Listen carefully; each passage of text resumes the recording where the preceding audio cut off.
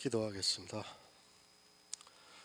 사랑과 은혜가 많으신 아버지 하나님, 주님의 은혜에 감사와 찬양을 드립니다. 아버지, 이 시간에도 우리와 함께하여 주시옵시고 우리가 진리를 알아가는데 부족함이 없도록 도와주시옵소서. 이 야고보서 강해를 통해서 우리가 율법을 어떻게 해야 하는가를 바로 깨달을 수 있도록 성령께서 감동하여 주시옵소서.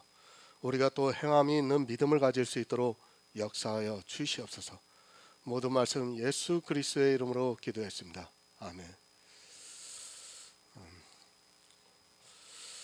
신명기 10장 17절을 보겠습니다. 구약성경 278쪽입니다. 신명기 10장 17절입니다. 구약성경 278쪽입니다. 제가 읽어드리겠습니다. 너희의 하나님 여호와는 신의 신이시며 주의 주시요 크고 능하시며 두려우신 하나님이시라. 사람을 외모로 보지 아니하시며 뇌물을 받지 아니하시고. 아멘. 하나님을 아시기 바랍니다. 모르니까 자꾸 사람을 외모로 취하고 있습니다. 저가 율법을 잘 지키느냐, 교회 안에서 신앙생활을 잘 하느냐 하는 것을 보면서 자기들끼리 칭찬을 받고 구원을 받았다고 말합니다. 그런 외모는 우리가 구원을 받는 데 있어 아무 영향을 주지 못합니다. 겉으로 드러나는 모양은 아무것도 아닙니다. 사실 우리는 마음으로 너무도 많은 죄를 지면서 살아가고 있습니다. 간음도 하고 살인도 하고 탐욕도 부리고 욕심도 부리고 또 시기도 하고 그러면서 살아가고 있습니다. 마음으로만 그렇게 하는 것이 아니라 실제 율법을 알면 내가 살인자요, 간음한 자요, 탐욕을 부리는 자라는 것을 알게 됩니다. 그러나 사람들은 율법을 모르다 보니까 자기가 어떤 죄인인가를 모르고 살아가고 있습니다. 예수 그리스도를 모릅니까? 그리고 율법을 모릅니까? 어떻게 예수를 안다고 하는 사람들이 외모로 사람을 취할 수 있겠습니까? 절대로 그렇게 못합니다. 내가 예수 그리스도로 말미암아 은혜를 입었는데, 그래서 죄인이 의인이 되었는데 어떻게 다른 사람을 외모로 취할 수 있겠습니까? 그런 사람은 내 이웃을 내 몸과 같이 사랑하지를 못하고 있는 사람입니다. 실제 보이는 율법은 아무것도 아닙니다. 실제 우리가 율법을 알면 내가 율법의 단 한 가지도 지키지 못했다는 것을 성령의 감동으로 깨닫게 됩니다. 우리는 육적으로도 그렇고 영적으로도 전부 죄덩어리라는 것을 바로 깨달아야 합니다. 그런 성도만이 자기를 알고 있기에 사람을 외모로 취하지 않을 수 있습니다. 모양은 참 잘 냅니다. 그러나 그들은 내 이웃을 내 몸과 같이 사랑하라는 것이 무엇인지조차 모르고 그저 모양만 내려 하고 있습니다. 그리고 그 모양에 사람들이 취해서 따라가고 있습니다. 그런 그들이 육적으로는 내 이웃을 사랑하는 모양을 내고 그들이 죄의 문제에 있어서만은, 아니 자기들이 지키고 있는 율법의 모양에서 있어서만은 외모로 철저하게 사람을 취하고 있습니다. 내 몸 사랑하지 않습니까? 그렇다면 내 이웃을 외모로 취할 수 없습니다. 야고보서는 율법을 지키라고 하는 것이 아니라 율법에 대해서 가르쳐주고 있습니다. 내 이웃을 내 몸과 같이 사랑하려면 먼저 율법을 버려야 합니다. 그렇지 않고는 내 이웃을 내 몸과 같이 사랑할 수 없습니다. 아니, 나부터가 나를 사랑할 수 없다는 것을 알아야 합니다. 아주 철저한 사람들이 있습니다. 율법에 대해서 너무 철저한 사람은 자기 몸조차 사랑하지 않는 사람입니다. 그렇기 때문에 자기 자신부터가 외모로 바라보고 있고 그 외모의 모양으로 율법의 기준으로 사람을 취하고 있습니다. 하지만 완전하게 지키지 못하고 있기 때문에 그 율법이 자기를 범죄자로 만들고 있다는 것을 모르고 그렇게 율법주의에 깊이 빠져들어가고 있습니다.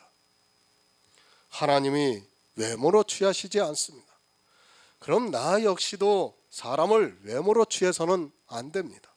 하지만 이스라엘은 너무도 철저한 율법주의에 빠져 사람을 외모로 취했습니다. 안식일을 지키냐 안 지키냐, 또 저가 죄인이냐, 율법을 잘 지키는 의인이냐 하는 외모로 사람을 취하다가 결국은 율법대로 진노를 받게 되었습니다. 스스로 범죄자가 되어버리고 말았습니다. 율법 폐하여졌습니다. 만약에 그것이 살아있다면 우리는 모두가 다 범죄자입니다. 구원을 받을 수 없는 범죄자라는 것을 인식해야 합니다. 율법이 폐해졌고 예수 그리스도의 의를 믿음으로 받아들임으로 해서 우리가 의인이 돼서 천국에 들어갈 수 있는 것이지, 아직도 율법이 살아있다면 예수 그리스도의 십자가는 무용지물이 되고 율법에 의해서 범죄자로 낙인이 찍히게 되어 있습니다. 십자가를 거절하는 행위입니다.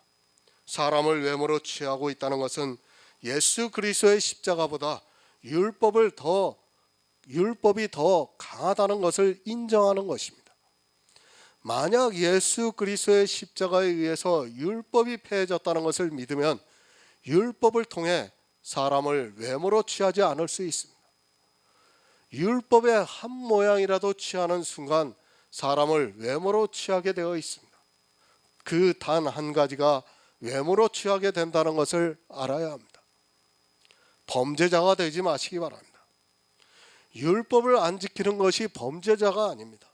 그것은 이미 예수 그리스도의 십자가에서 폐하셨습니다. 그런데 사람들이 성경을 문자로 보면서 다시 율법을 살리고 있습니다. 율법이 죽었으면 범죄자가 되지 않을 수 있는데 율법을 다시 살리다 보니까 그 율법이 나를 범죄자로 만들고 있다는 말씀입니다. 이것은 예수 그리스도의 십자가를 거절하는 영적인 죄입니다. 야고보서 2장 10절을 보겠습니다. 신약성경 372쪽입니다. 야고보서 2장 10절입니다.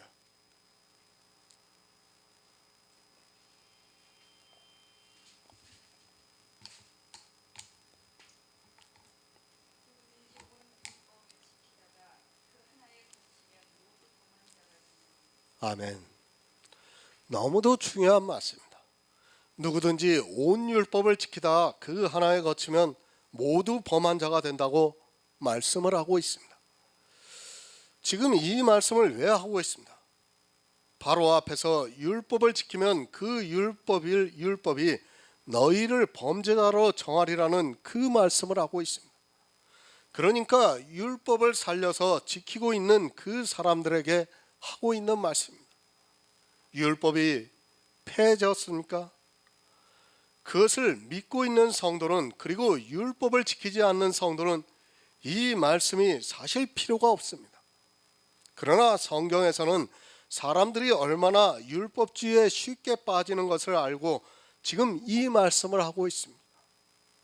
율법주의에 빠져 율법을 지키는 그 사람들에게 경계로 하고 있는 말씀입니다. 율법을 폐하고 지키지 않는 성도들에게 하고 있는 말씀이 아니라 율법을 지켜서 스스로 범죄자가 되고 있는 사람들에게 하고 있는 말씀입니다. 이 세상의 이성으로는 도무지 이해가 안 됩니다. 어떻게 도둑질한 자가 살인한 자가 될 수 있습니까? 어떻게 613가지 율법이 있는데 그 중에 하나를 범했다고 모두를 범한 자가 될 수 있겠습니까? 이 말씀은 세상 이성으로 생각할 때 좀 억지 같은 말씀이기도 합니다.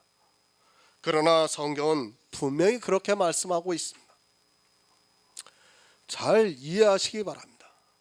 늘 말씀을 드리지만 세상의 이성을 가지고 성경을 보지 마시기 바랍니다.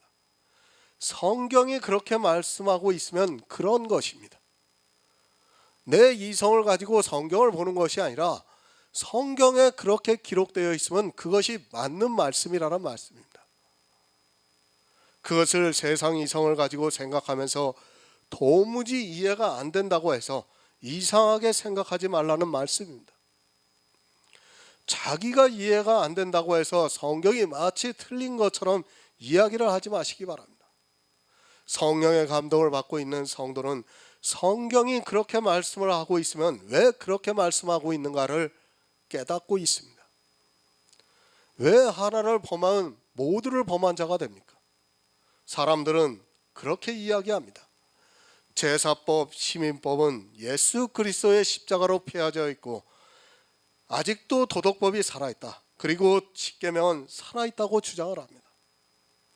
만약 그렇다면 이 야고보서의 이 말씀은 정말로 잘못된 말씀입니다.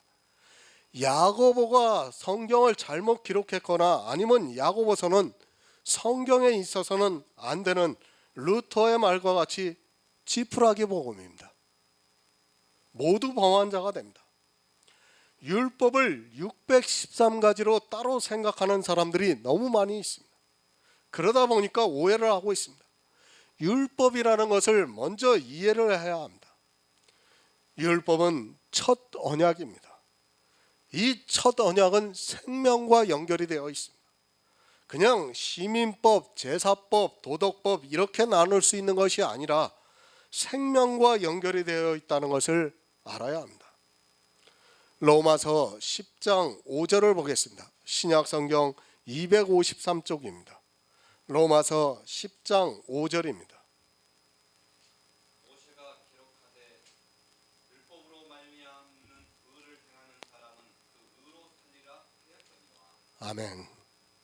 두 가지 방법이 있습니다. 하나는 내가 온전히 율법을 다 지켜서 생명을 얻는 방법이 있고, 다른 하나는 예수 그리스도를 믿어 생명을 얻는 방법이 있습니다. 착각하지 마시기 바랍니다. 율법은 구원을 받는 성도가 의롭게 살기 위해서 주어진 것이 아니라는 것을 알아야 합니다. 그렇게 생각하고 있기 때문에 거의 다 율법주의에 빠지고 있습니다. 그렇죠? 칼빈주의의 기독교 강요에서도 그렇게 기록되어 있죠. 율법은 성도가 이 세상을 살아가는데 당연히 마땅히 필요한 것이라고 그렇게 다 기록이 되어 있어요. 이제까지 초대교회를 지나오면서 거의 모든 신학자들이, 그러니까 이 문서로 남기게 된 이후로의 거의 신학자들이 다 율법을 그렇게 보고 있다는 거예요. 이것은 정말 심각한 문제입니다. 율법의 기능입니다. 물론 죄를 깨닫게 하는 것도 있지만 그보다는 먼저 생명을 얻는 기름을 알아야 합니다. 첫사람 아담이 바로 이 율법을 어겨서 생명을 빼앗기고 결국에는 에덴에서 쫓겨나게 되었습니다.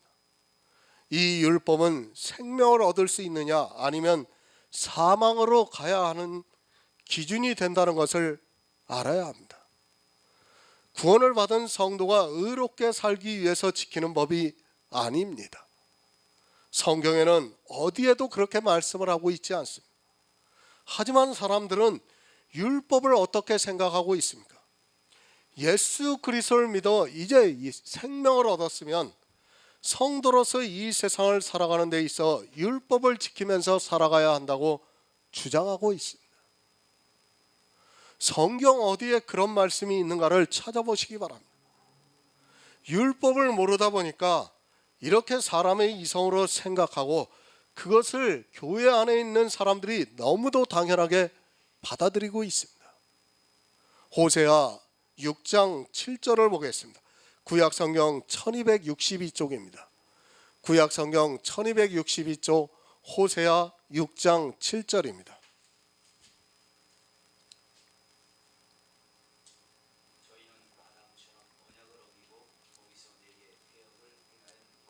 아멘. 선악과는 율법입니다. 하라, 하지 말라 하는 것 모두가 다 율법입니다. 아담은 이 언약을 어김으로 말미암아 범죄를 해서 생명을 빼앗기고 말았습니다.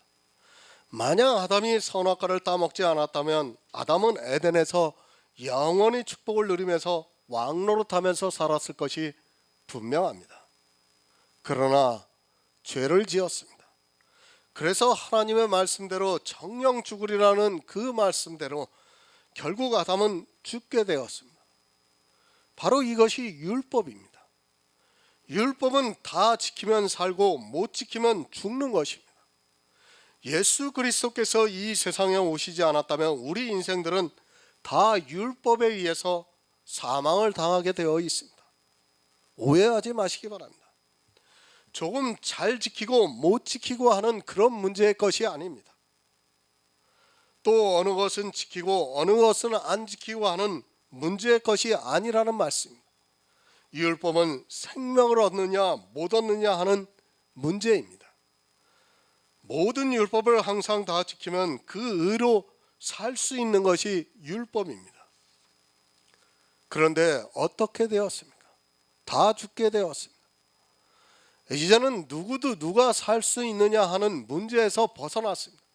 죄를 알지도 못하고 한 번도 죄를 안 져본 아담이 생명을 빼앗김으로 말미암아 이제는 모든 사람이 다 사망에 이르게 되었습니다. 죄를 한 번도 안 져본 아담도 실패를 했는데 누가 이 율법을 다 지켜서 생명을 얻을 수 있겠습니까?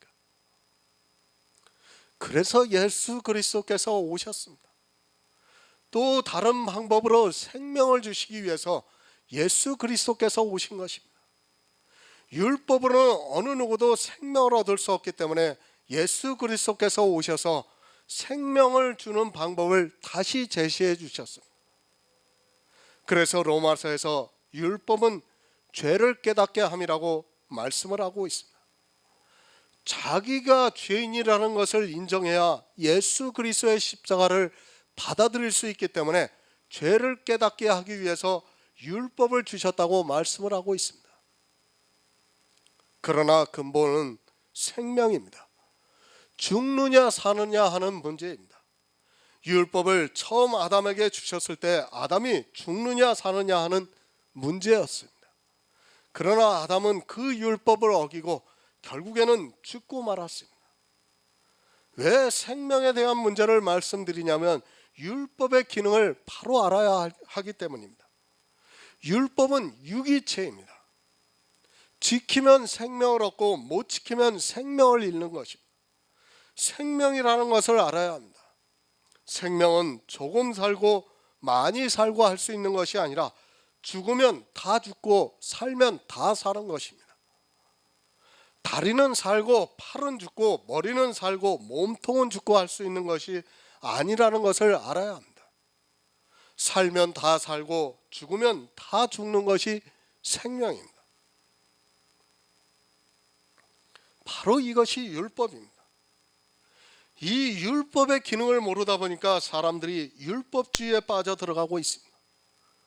만약 율법의 기능에 대해서 정확하게 알고 있다면 절대로 율법을 지키려고 하지 않을 것입니다. 하지만 사람들은 율법을 너무 모르고 종교의 미혹이 되어서 성경에도 없는 말을 하면서 성도로서 이 세상을 살아가기 위해서 율법을 주셨다고 미혹을 하고 있습니다. 율법의 기능을 아시겠습니까? 그래도 도덕법이 살아있다고 주장을 하겠습니까? 십계명이 살아있다고 정신나간 소리를 하겠습니까? 그 말은 머리는 살고 몸통은 죽었다고 주장하는 것과 조금도 다르지 않습니다. 팔은 살아있는데 그래서 움직이고 있는데 다리는 썩어 들어가고 있다는 것과 같은 말입니다. 과연 그것이 가능하다고 생각을 합니까? 율법 613가지는 생명입니다. 그 중에 단 하나라도 살아서는 안 되고 또 그 중에 315가지는 살리고 하나는 죽이고 할 수 있는 것이 절대로 아니라는 말씀입니다. 죽으면 다 죽고 살면 다 살아야 합니다. 내 머리가 살아있는데 내 몸이 죽었다고 말할 수 있습니까? 그렇게 말한다면 그는 정말로 정신이 나간 사람입니다. 사망이라는 진단이 내려지면 모든 것이 다 죽은 것입니다. 그런데 이상한 주장을 합니다. 머리는 살아있고 몸은 죽었다고 말을 하고 있고 그것을 아주 당연하게 받아들이고 있습니다. 생명이라는 것을 모르기 때문에 그렇게 주장을 하고 있고 사람들은 이 율법의 기능을 모르다 보니까 사단에게 미혹이 되어서 진노의 포도주를 마시고 있습니다. 말도 안 되는 이야기 하지 마시기 바랍니다. 왜 온 율법을 지키다가 그 하나에 거치면 모두를 범한 자가 되느냐면 바로 생명이기 때문입니다. 머리가 죽으면 모두 다 죽기 때문입니다. 어느 한 부분이 죽으면 모두가 죽는 것입니다. 심장이 죽었는데 머리가 살았다고 말할 수 있습니까? 하나를 범해도 사망에 이르는 것이 바로 율법입니다. 그런데 어느 율법은 살아있고 어느 율법은 죽었다고 주장하는 것이 얼마나 어리석은 생각인가를 알아야 합니다. 어리석음에서 벗어나시기 바랍니다. 내가 하나를 지키면 모든 율법이 살아난다는 것을 알아야 합니다. 온 율법을 지키다 하나에 거치면 모두를 범한 자라는 말씀은 내가 하나를 지키면 모두를 지켜야 하는 의무를 가지게 된다는 것을 말씀을 하고 있습니다. 생명이 있기 때문에 어느 한 가지를 떼어놓고 이야기를 해서는 안 되고, 그렇게 했다가는 결국 율법에 의해서 진노를 받게 됩니다. 하나를 거치면 모두를 범한 자입니다. 그 이유는 바로 613가지 율법이 마치 우리 몸의 신체의 각 기관과 같기 때문이라는 말씀입니다. 물론 손가락이 없어도 살 수 있습니다. 그것은 잘라졌을 때의 말씀입니다. 그러나 붙어있는 상태에서 손가락이 죽으면 결국엔 모두가 다 죽게 된다는 것을 알아야 합니다. 율법을 생명으로 보아야지, 그렇지 않고 단순하게 의롭게 사느냐 하는 문제로 보아서는 주님이 오실 때 반드시 진노를 받게 되어 있습니다. 갈라디아서 3장 10절을 보겠습니다. 신약성경 305쪽입니다. 신약성경 305쪽 갈라디아서 3장 10절입니다.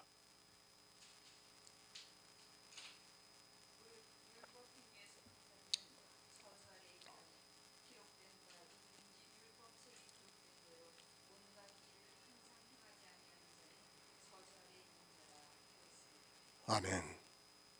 생명입니다. 율법책에 기록된 대로 온갖 일을 항상 행하지 아니하는 자는 저주 아래 있다고 말씀하고 있습니다. 자기들이 정한 것을 지키는 것이 아니라 율법을 지키려면 율법책에 기록된 대로 온갖 일을 613가지를 항상 행해야 한다고 가르쳐주고 있습니다. 저주를 받습니다. 율법을 지킨다고 하는 자체가 저주를 자청하는 일이라는 것을 분명히 기억해야 합니다. 이 율법은 율법책에 기록된 대로 항상 지켜야 하는 것이지, 내가 지키고 싶은 것은 지키고 안 지키고 싶은 것은 안 지켜도 되는 것이 절대로 아닙니다. 이 시대에 절기를 지키고 있습니다. 내가 맥추감사절은 지키고 수장절은 추수감사절로 바꾸어서 지키고 또 유월절은 지키지 않고 해서는 안 됩니다. 이 자체가 이미 율법책에 기록된 대로 항상 다 지키지 않는 율법을 범하는 범죄자가 된다는 말씀입니다. 지키려면 율법책에 기록된 대로 항상 다 지키라는 말씀. 그렇게 하지 않으면 저주를 받는다는 말씀. 그렇게 하고 있습니까? 만약 그렇게 할 자신이 없다면 율법을 폐해야 합니다. 시민법과 제사법만 폐하는 것이 아니라 도덕법까지 다 폐해야 합니다. 십계명도 다 폐해야 합니다. 만약 그렇지 않다면 여러분은 저주를 자청하는 자가 되고 결국에는 진노를 받게 되어 있습니다. 제사법이 폐해졌다고 주장하는 그들이 왜 맥추감사절은 지키고 또 수장절이라 하면서 추수감사절을 지키고 있습니까? 자기들 말로 제사법이 폐해졌다고 하면서 그것을 지키는 것은 도무지 이해가 안 되는 일입니다. 율법 우습게 생각하지 마시기 바랍니다. 그것이 진노를 가져오고 있다는 것을 모르고 가만히 들어온 이단들에 의해서 율법이 성행을 하고 있습니다. 성경은 한 번도 우리 이방인들에게 율법을 지키라고 강요한 적이 없습니다. 어디에 이방인들에게 율법을 지키라고 기록이 되어 있습니까? 자기들이 이스라엘로 착각을 하고 율법을 지키려고 하고 있습니다. 율법은 이스라엘과 하나님 사이에 언약을 한 것이지 이방인과는 아무 상관이 없는 언약입니다. 율법이 성경에 기록되어 있는 것은 율법에 가입을 해서 죄를 더하게 하기 위해서입니다. 우리 이방인들이 율법을 그렇게 보아야 한다는 말씀입니다. 하지만 이방인이 자기가 누구인지도 모르고 율법을 지키면서 스스로 진노를 자청하고 있습니다. 자신이 있으면 지키시기 바랍니다. 만약 지키지도 못하면서 율법의 한 모양이라도 취하고 있다면 그것은 진노를 받는 길입니다. 어느 한 가지를 내가 정해서 지킬 수 있는 성질의 것이 아니고 지키려면 다 지켜야 한다는 것을 분명히 깨달아야 합니다. 율법이 아니고도 얼마든지 의롭고 선하게 살아갈 수 있는데 왜 그렇게 율법의 목을 매느냐면 바로 율법주의자들의 이익을 차리기 위해서입니다. 누구를 위해서입니까? 솔직히 율법을 지키는 것은 바로 교회를 위해서입니다. 하나님을 위해서라고 하지 마시기 바랍니다. 율법의 모든 것을 다 이루시기 위해서 그리고 그 의를 주시기 위해서 예수 그리스도를 이 세상에 보내주셨습니다. 그러나 하나님께서 우리에게 또 율법을 강요로 하시겠습니까? 율법을 만약 우리가 지켜야 한다면 예수 그리스도께서는 이 세상에 오실 필요가 없습니다. 율법은 생명입니다. 그것을 항상 다 지키면 생명을 얻을 수 있고 만약에 그 하나라도 거치면 진노를 받게 되어 있습니다. 만약 생명이 아니라면 지금 교회에서 하는 것과 같이 자기들이 지킬 수 있는 것은 정해서 지키고 지키지 못하는 것은 안 지켜도 됩니다. 그러나 율법은 613가지 전체가 생명의 유기체이기 때문에 어느 한 가지라도 떼어놓고 생각해서는 안 됩니다. 예수 그리스도가 있습니다. 그런데 그 머리를 따로 떼어놓고 생각할 수 있습니까? 예수 그리스도 하면 예수님께서 이 세상에 오셔서 하신 모든 구속이 다 포함이 되는 것입니다. 어느 것은 받아들이고 어느 것은 안 받아들이고 할 수 있는 것이 아니라 예수 그리스도 전체를 다 받아들여야 합니다. 율법 떼어놓지 마시기 바랍니다. 율법을 폐기하라고 했다고 해서 율법 전체를 아예 쳐다보지도 말라고 말씀을 드리는 것이 아닙니다. 우리는 율법을 통해서 죄를 깨닫고 또 율법을 통해서 예수 그리스도의 은혜를 깨달아야 합니다. 율법이 폐지되었다고 하면 마치 구약을 안 보아도 되는 것처럼 주장하는 사람들이 있습니다. 그럼 구약은 더 이상 안 보아도 되겠네 하고 성경 전체를 부인하는 것처럼 몰아가고 있습니다. 제가 많이 그런 이야기를 들었습니다. 율법이 폐지되었다고 그러면 사람들은 먼저 그 얘기를 합니다. 그러면 우리가 그 모세오경에 기록된 율법을 굳이 볼 필요가 없지 않느냐, 그것은 성경도 아니지 않느냐, 그렇게 주장하는 사람들이 있습니다. 율법 보아야 합니다. 율법에 대해서 우리는 아주 자세하게 알아야 합니다. 그래야 예수 그리스도가 더욱 선명하게 보이기 때문입니다. 율법이 폐지되었다고 해서 구약에 기록된 율법에 대한 내용을 전혀 보지 말라고 드리는 말씀이 절대 아닙니다. 율법을 통해서 내 자신의 연약함을 알고 또 율법을 통해서 예수 그리스도의 은혜가 얼마나 큰가를 깨닫고 또 율법을 통해서 예수 그리스도의 비밀을 알아가고 있습니다. 그렇지 않습니까? 율법에는 예수님이 이 세상에서 오셔서 하실 일들이 많이 기록되어 있어요. 그렇지 않습니까? 그런 것들을 우리가 알아야 예수 그리스도를 바로 알 수 있어요. 근데 마치 율법은 마치 우리가 다 지켜야 하는 것처럼 생각하는 그 자체가 모순이라는 거예요. 우리가 그리스도 편지 설교를 봐서 알겠지만 율법을 보면 어느 율법은 예수님께서 오셔서 이 세상에서 하실 일들이에요. 그런 율법들이 많아요. 그런데 마치 그런 율법들을 안 보아도 되는 것처럼 이야기한다는 것은 너무도 어리석은 일입니다. 제사법만 해도 그렇습니다. 그 제사법 하나하나는 거의 모두가 예수 그리스도에 대해서 가르쳐주고 있습니다. 성막은 예수 그리스도의 모양이고 제사의 모든 법은 예수 그리스도를 가르쳐주고 있습니다. 그 율법을 통해서, 그림자를 통해서 우리는 예수 그리스도를 밝히 보고 있습니다. 율법 자체를 아예 보지 말라고 말씀드리는 것이 아니라 이제 행위로 지키는 율법을 폐하라는 말씀입니다. 그 안에 담겨져 있는 실체를 보면서 왜 하나님께서 율법을 반포하셨는가를 알아야 합니다. 율법이 폐했다고 하면 이단이라고 합니다. 그렇게 말하는 사람치고 율법에 담겨 있는 의미를 제대로 알고 있는 사람이 거의 없습니다. 맥추감사절을 지키면서 솔직히 맥추감사절의 의미를 바로 알고 있는 사람은 거의 없습니다. 왜 하나님께서 맥추감사절을 제정하시고 이스라엘에게 지키라고 하셨는가를 아는 사람이 거의 없습니다. 그저 첫 열매 보리 농사를 짓고 감사해서 드리는 절기로만 알고 있습니다. 맥추감사절은 예수 그리스도께서 드려지는 절기입니다.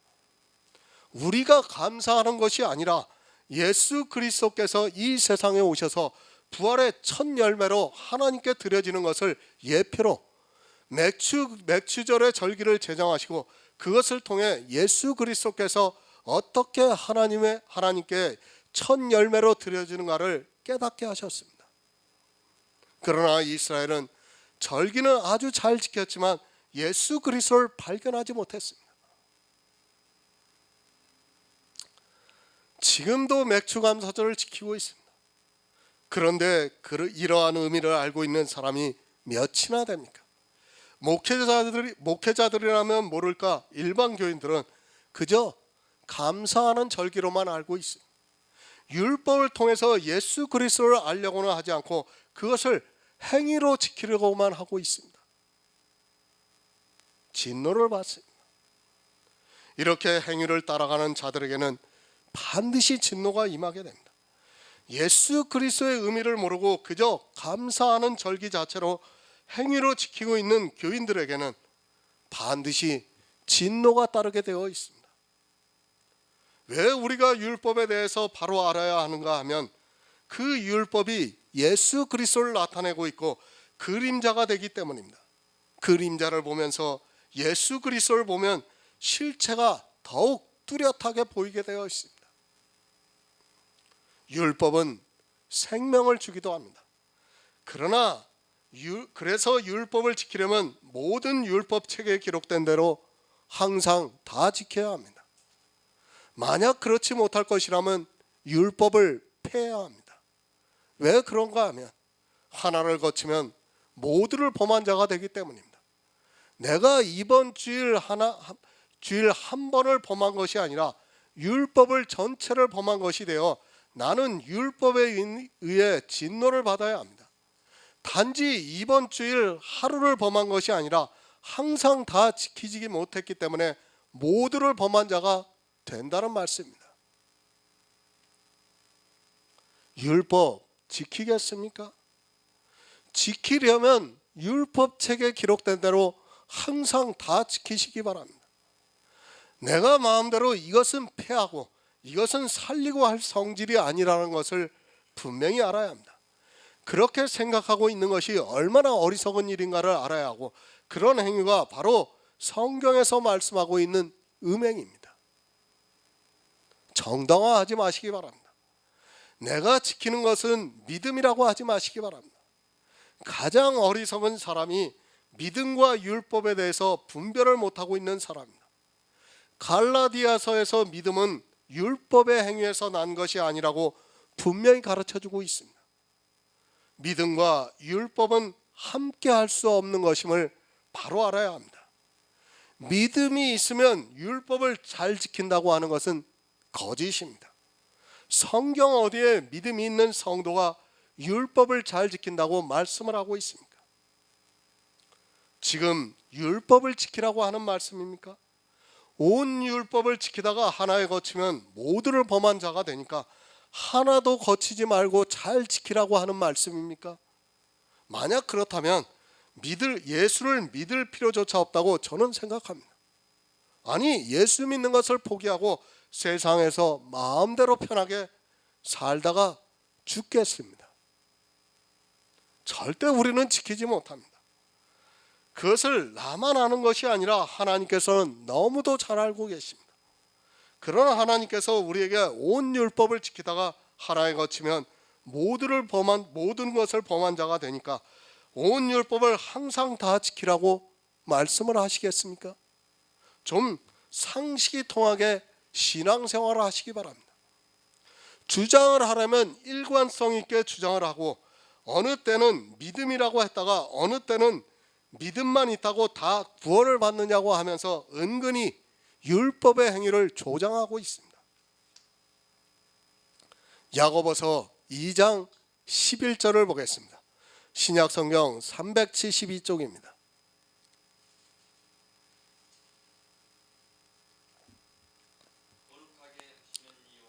야고보서 2장 11절이요.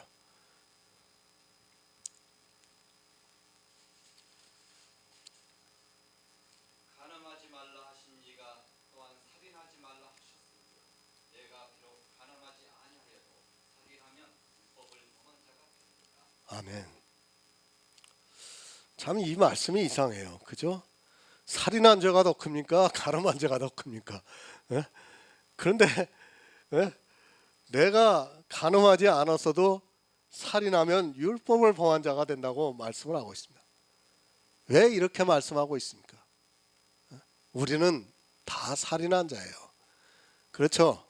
제가 십계명에서 그 살인하지 말라는 말씀을 설교로 올렸어요. 우리는 영적으로 이미 다 살인한 자이기 때문에 지금 이 말씀을 하고 있는 거예요. 야고보서가 그 말씀을 다 알고 있기 때문에 살인하면 율법을 범한 자가, 그러니까 우리가 생각할 때는 가늠한 것보다는 살인한 게 더 커요. 그러나 야고보는 이 세상 모든 사람이 다 살인했다는 것을 알기 때문에 지금 이 말씀을 하고 있는 겁니다. 율법은 유기체입니다. 어느 한 가지를 떼어놓고 말할 수 없다는 것을 가르쳐주고 있습니다. 우리는 그렇게 생각을 합니다. 간음을 한 사람은 분명히 간음을 한 것이지 살인을 한 것이 아닙니다. 이 세상의 생각입니다. 어느 법정에서 간음한 사람을 살인죄를 적용을 해서 판결을 내리겠습니까? 만약 그런 판결을 내렸다면 비난을 받게 될 것입니다. 도적질을 했습니다. 더구나 초범이라면 집행유예 정도로 풀려납니다. 그런데 그 사람에게 살인죄를 물어서 사형을 선고하겠습니까? 만약 그렇다면 그 사람은 즉각 항소를 할 것이고, 그렇게 판결한 판사는 사람들로부터 지탄을 받게 되고 아마 판사까지도 그만두어야 할 것입니다. 이 세상 사람들이 생각하는 법입니다. 다시 말씀드립니다. 성경은 사람의 이성이 절대 아닙니다. 사람의 이성을 가지고 성경을 보는 사람은 절대로 그 안에서 진리를 깨달을 수 없고 예수 그리스도의 은혜를 입을 수도 없습니다. 사람의 이성으로는 말도 안 되는 말씀을 지금 야고보서에서는 말씀을 하고 있습니다. 그러나 성경의 율법은 다릅니다. 왜 다르냐면 생명과 연결이 되어 있기 때문에 다릅니다. 단 하나만 범해도 죄인이 되고, 그렇게 되면 율법은 생명을 요구하게 되어 있습니다. 그렇기 때문에 간음한 자가 살인을 한 자가 되고 마는 것입니다.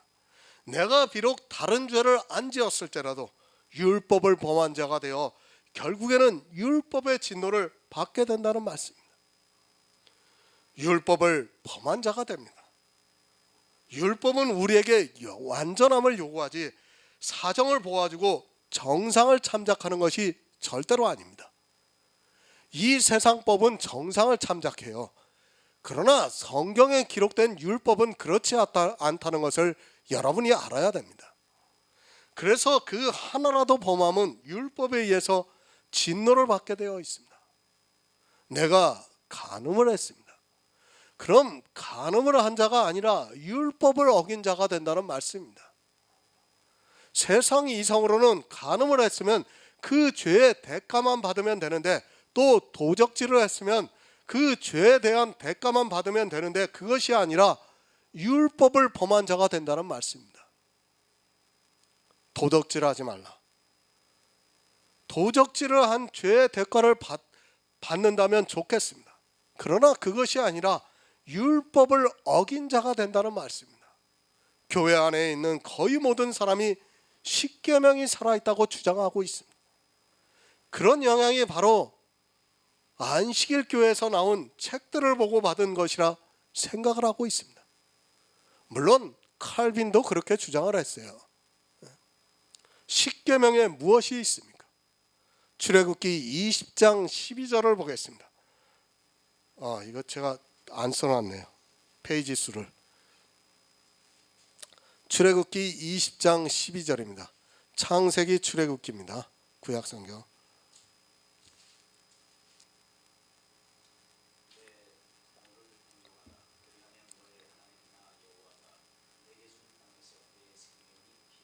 아멘. 내 부모를 공경하고 살았습니까? 그것도 항상 한 번도 내 생각에서라도 그렇게 살았다고 자신 있게 말할 수 있는 사람이 있습니까? 십계명이 살아있다면 여러분은 살인을 한 자가 된다는 말씀. 정말 이 세상에서는 자기 부모를 공경하면서 항상 살았다고 자신 있게 말할 수 있는 사람이 있습니까? 그렇게 말한다면 그는 거짓말을 하고 있는 정말로 악한 사람입니다. 율법을 범한 자라는 말씀입니다. 이래도 십계명이 살아있다고 주장을 하고 싶겠습니까? 제가 부모를 공경하지 말라고 이 말씀을 드리는 것이 절대로 아닙니다. 우리는 세상 사람들보다 더 부모를 공경하면서 살아야 합니다. 사도 바울은 자기 부모를 돌아보지 않는 사람은 믿음을 저버린 자라고 말씀을 하고 있습니다. 그럴지라도 우리는 자신 있게 항상 내 부모를 공경하면서 살았다고 말할 수 없습니다. 부모를 공경 안 했다고 누가 잡아갑니까? 그러나 분명한 것은 단지 부모를 공경 안 한 것이 아니라 그는 율법을 범한 살인자가 된다는 것을 알아야 합니다.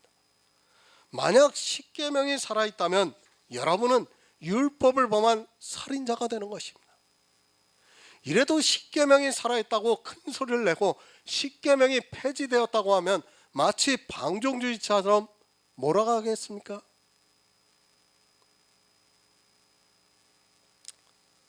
참 안타까운 일이지만 제가 늘 말씀드리는 우리 외삼촌이요. 그러니까 남자 형제로는 셋째예요, 셋째. 장남이 지금 미국에 살고 있고 차남은 이제 한국에 계세요. 근데 이제 차남은 좀 형편이 어렵다 보니까 그렇고. 그러니까 저희 외할아버지가 목사님이셨는데, 그러니까 첫째 부인을 얻고 7남매인가를 6남매인가를 낳고 돌아가시고, 그 다음에 이제 둘째 부인을 얻고 또 남매를 낳고 돌아가셨어요. 그리고 셋째 부인을 얻었습니다. 그러다 보니까 셋째 부인은 자식이 없었어요. 그러니까 그 할머니를 누가 모셨냐면 막내 외삼촌이 모셨어요. 근데 막내 외삼촌은 목사예요. 그러다 보니까 어떻습니까? 자기는 부모를 공경했다고 아주 자랑스럽게 얘기를 해요. 자기가 평생 모셨으니까. 그런데 늘 그러면서도 제가 지난번에 장례식 갔다 왔다는 말씀을 드렸지 않습니까? 장례식에 갔다 왔을 때도 우리 큰 외삼촌을 갖다가 좀 탓하는 말을 하는 겁니다. 그래도 어머니를 내가 평생을 모셨는데 그래도 수고했다는 말 한마디라도 해야 될 거 아니냐. 그 가족들이 있는 데서 그런 말을 하는 거예요. 물론 틀린 말이 아니에요. 잘하는 겁니다. 그러나 그분의 사상을 알 수 있는 거예요. 얼마나 율법주의에 빠져 있으면 자기가 그러면서 살아갔다는 것을 주장하고 싶은 거예요. 주장하고 싶은. 결국은 그게 무엇입니까? 다 내 의입니다. 의. 제가 부모를 공경하지 말라는 말씀이 절대 아니에요. 우리는 정말 그렇게 살아야 해요. 그렇게 살았다 할지라도 그것을 내세워서는 안 됩니다. 내가 부모를 공경했다고 말해서는 절대로 안 됩니다. 우리는 율법을 바로 알면 우리는 그렇게 말할 수가 없어요. 그런데 율법을 모르기 때문에 그렇게 말을 할 수 있는 겁니다. 폐지되었습니다. 우리는 십계명이 아니라도 이 세상에서 부모를 어떻게 공경을 해야 하는가를 아주 잘 알고 있습니다. 계명을 모르는 이 세상 사람들은 다 부모를 공경 안 하고 살아가고 있습니까? 오히려 세상 사람들 중에는 기독교인들보다 더 부모를 극진히 공경하면서 살아가고 있는 사람들이 더 많이 있습니다. 그들이 십계명을 지키고 있는 것입니까? 이미 성경에 기록된 문자 그대로의 도덕법은 이 세상 법에 다 들어가 있고 또 사회 규범에 속해 있습니다. 굳이 율법이 아니더라도 우리는 십계명에 있는 도덕법은 아주 잘 지키면서 살아가고 있다는 것을 알아야 합니다. 계명을 범한 자가 되어서 진노를 받고 싶으면 마음대로 하시기 바랍니다. 로마서 4장 15절을 보겠습니다. 신약성경 244쪽입니다. 신약성경 244쪽 로마서 4장 15절입니다.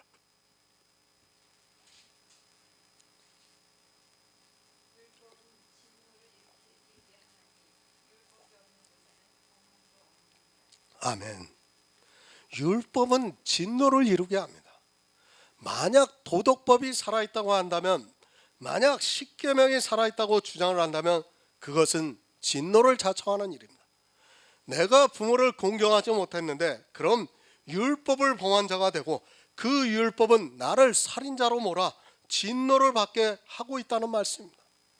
교회 안에서 겁도 없이 큰 소리를 내고 있는 사람들이 있습니다. 자기가 하고 있는 말이 어떤 결과를 가져온다는 것을 모르고 함부로 떠들고 있습니다. 화를 냅니다. 율법이 폐지되었다고 하면 마치 자기 부모를 욕하는 것보다도 더 화를 내는 사람들이 있습니다.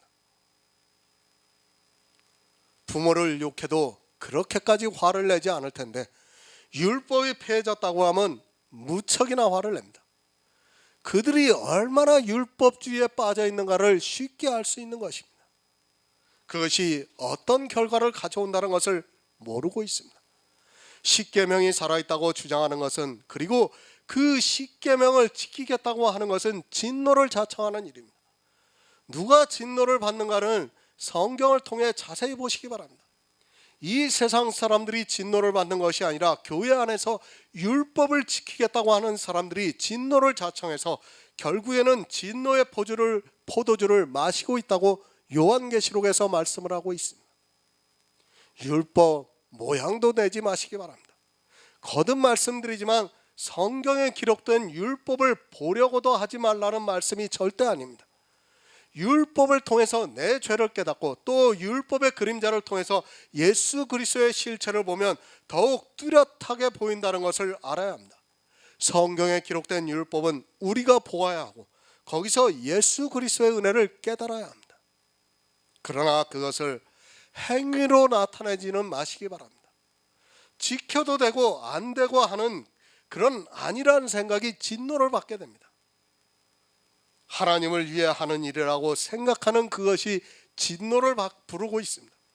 율법이라는 것은 교회 안에서 삼가 지키는 모든 것이 다 포함이 됩니다. 강제성이 없더라도 삼가 지키는 것이 있다면 여러분은 율법을 지키는 자가 되고 율법을 범한 자가 되어서 살인한 자의 형벌을 받게 된다는 말씀입니다. 하나님을 위해서입니까? 그렇다면 예수 그리스도를 믿으시기 바랍니다. 그것보다 하나님을 위하는 일은 없습니다. 교회 안에서 삼가 지키고 있는 것들이 얼마나 많은가를 생각해 보시기 바랍니다. 그것을 버리지 않는다면 여러분은 반드시 율법을 범한 자가 되어 진노를 받게 됩니다. 자신 있으면 하시기 바랍니다. 십계명에 기록된 것을 항상 다 지킬 자신이 있으면, 아니 그렇다고 생각하는 사람은 율법을 지키시기 바랍니다. 율법을 지키는 것, 나만 죽는 것이 아니라 내 행위를 따라하는 소자도 같이 죽게 만드는 악한 일입니다. 그런 악한 자를 하나님께서 그냥 두시겠습니까? 아주 특별한 형벌을 내리신다고 말씀을 하고 있습니다. 세상 죄인은 될지언정 교회 안에서 악인은 되지 마시기 바랍니다. 예수님께서 말씀하신 형벌들이 누구에게 하시는 말씀인가를 생각해 보면 쉽게 답이 나옵니다. 이 세상 사람에게가 아니라 바로 교회 안에 있는 사람들이 받을 형벌을 말씀하고 있습니다. 살인 안 했습니까? 간음 안 했습니까? 도적질 안 했습니까? 잘하셨습니다. 그러나 율법을 지키기 위해서 그렇게 한 것이 아니라 이 세상 사람들에게 의롭게 선하게 모여 내가 가진 복음을 전하기 위해서 그들의 기준으로 볼 때 그렇게 산 것입니다. 이 세상에서 내가 살인을 하고 간음을 하면 누가 내가 전하는 복음을 듣겠습니까? 아니, 세상이 나를 그냥 두지 않을 것입니다. 율법 범하지 마시기 바랍니다. 어떻게 해야 율법을 안 범하고 살아갈 수 있습니까? 로마서에서 그 방법을 가르쳐주고 있습니다. 율법이 없는 곳에는 범함도 없다고 가르쳐주고 있습니다. 율법이 폐해졌으면 범하고 말 것이 없다는 말씀입니다. 그러나 율법이 살아있으면 반드시 범하게 되어 있고, 그런 자는 율법에 의해서 진노를 받게 됩니다. 율법 없으면 됩니다. 그러나 율법이 살아있으면 분명히 범하게 된다는 것을 알아야 합니다. 비록 간음을 하지 않았을지라도 마음에서 살인을 했다면 나는 살인한 자가 되어 율법을 범한 자로서 율법에 의해 진노를 받게 됩니다. 마음대로 하시기 바랍니다. 율법을 지켜서 범하든지 아니면 폐해서 범하는 것 자체를 없게 하든지, 여러분이 어느 것을 택하느냐에 따라서 그 영혼이 구원을 받기도 하고 진노를 받기도 합니다. 야고보서 2장 12절을 보겠습니다. 신약 성경 373쪽입니다. 이르시되 내가 주의 이름을